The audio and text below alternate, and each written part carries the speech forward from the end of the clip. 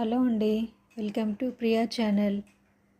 జనరల్గా బ్రెడ్ అంటే ఇష్టం ఉండదు, తినను. కానీ ఇదే సూపర్ మార్కెట్లో మల్టీగ్రెయిన్స్ అని ఉంటే చూశాను. సైడ్స్కి బాగానే ఉన్నాయి ఫ్లాక్స్ సీడ్స్ అట్లా. లోపల కూడా చూస్తే ఇవేవో చిన్న చిన్న సీడ్స్ అట్లా ఉన్నాయి.